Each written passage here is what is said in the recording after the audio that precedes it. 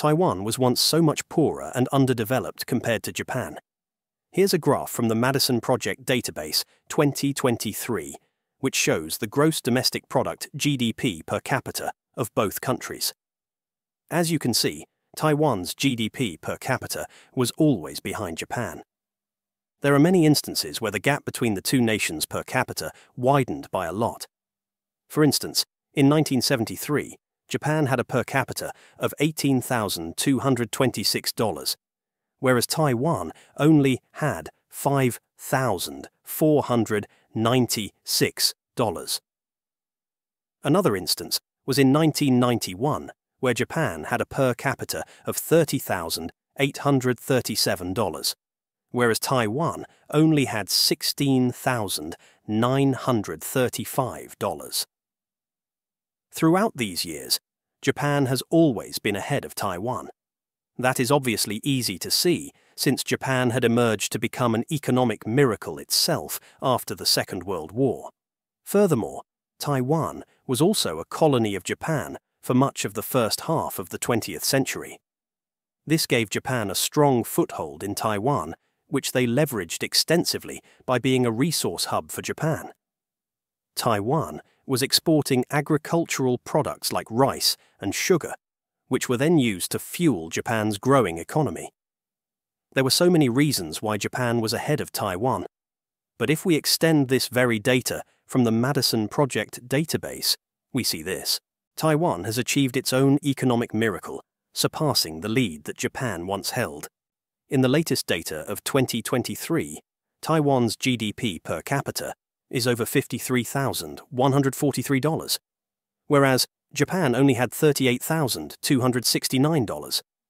This gap may even extend further down the future as Japan's economy continues to lag behind and Taiwan continues to lodge gains after gains. But GDP per capita isn't the only indicator that shows how Taiwan is getting ahead of Japan. Another significant factor is in the semiconductor industry.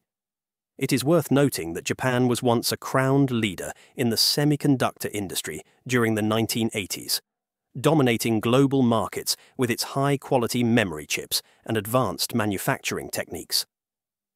Companies like Toshiba, NEC, and Hitachi were at the forefront, making Japan a powerhouse in electronics and semiconductors. Here's a table published by the Development Bank of Japan in October of 1999. The table shows the number of production bases of the principal semiconductor makers. You can see that Japan has over 82 in total, and is led by Toshiba, and then NEC, then Hitachi, then Fujitsu, and lastly, Mitsubishi Electric. Japan's number of production bases totals to 82, and this figure is followed by the United States with 60, then Europe with 42, and then Taiwan with a mere small number of bases of just 14.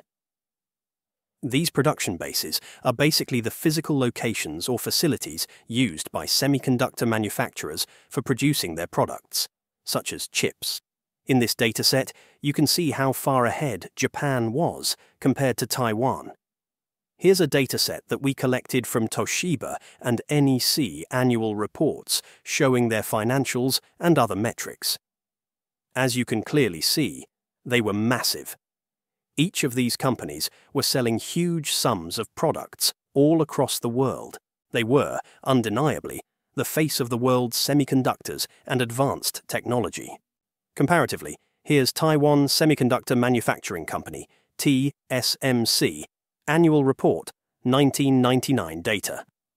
The gross sales of TSMC only amounts to this much, which is nowhere near that of NEC nor Toshiba. As a matter of fact, TSMC was even far behind in earlier years, as the 1999 data was already the time when Japan's semiconductor industry was reeling from competition. Regardless, it still shows just how ahead Japan was. Yet, today, even though they are still big, they are no longer ahead of Taiwan's own semiconductor companies. Here's a graph of the market capitalization of these Japanese companies compared to Taiwan's leading semiconductor companies. You can already see how far ahead Taiwanese semiconductor companies are. The only leading Japanese company left in the original table in number of production bases is Hitachi.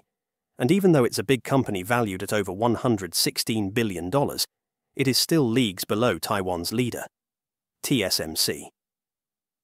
Here's another separate data of the distribution in global semiconductor fabricating capacity in 2022 from the CME 300mm Fab Outlook to 2026. It shows you just how ahead Taiwan is yet again compared to Japan. As a matter of fact, this was the fabrication capacity in 1990.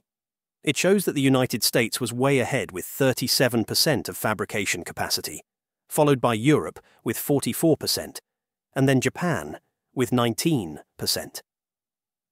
It is also worth noting that Japan also once made up 51% of worldwide chip sales in 1988. Yet as we can see, they are now behind Taiwan. How did this happen? Well, there are of course a lot of answers as to how Japan lost the semiconductor race. Some people blame the United States because of the US-Japan Semiconductor Agreement of 1986, which was intended to address trade imbalances and unfair practices. The agreement forced Japanese companies to open their markets to US semiconductor products and imposed restrictions on Japanese chip exports. While the deal initially aimed to protect US chip makers, it also inadvertently disrupted Japan's dominance in the global semiconductor market. However, Taiwan also had a big role in improving its own semiconductor dominance by entering a market that was left behind by others, the foundry business. Unlike Japan's vertically integrated semiconductor model, Taiwan's approach was uniquely focused on contract manufacturing, a niche largely ignored by Japan, the US, and other major players at the time. TSMC, as the famed giant of Taiwan, had focused on state-of-the-art production capabilities with high reliability, made it the go-to foundry for global tech companies. They did this because they did not want to compete across the entire semiconductor value chain, such as chip design, marketing, or end-user product development. Instead, TSMC strategically chose to specialize in pure-play foundry services, a business model that prioritized manufacturing excellence and collaboration with fabless companies. Not many people know what this actually means. Well, a pure-play foundry service, which is the business model of TSMC, is in simpler terms a specialized manufacturing service for semiconductor chips. In a pure-play foundry model, the company focuses exclusively on producing chips for other companies, without engaging in the design, branding, or marketing of its own semiconductor products. This means TSMC doesn't compete with its clients, companies like Apple, Nvidia, AMD, and Qualcomm, that design chips and rely on TSMC to handle the complex process of manufacturing them. What's even more surprising today is that TSMC has been investing massively into Japan. In the early months of 2024, it was reported that TSMC had opened up its first semiconductor plant in Japan, located in the Kumamoto region, the southwestern part of Japan. This is a complete U-turn from the competition decades ago. As we just mentioned, Japanese firms were way ahead, and supposedly they should be the ones investing in Taiwan, right? Well, the exact opposite is now happening. TSMC and Taiwan are the ones investing massively into Japan. When we say massive, it is a very big investment. Semiconductor investments are, after all, not cheap. Japan had even previously promised TSMC over 476 billion yen, $3 billion, in government funding to encourage the company to invest in Japan. Former Prime Minister Fumio Kishida even confirmed a second package, raising Japan's support to more than 1 trillion yen, $7 billion.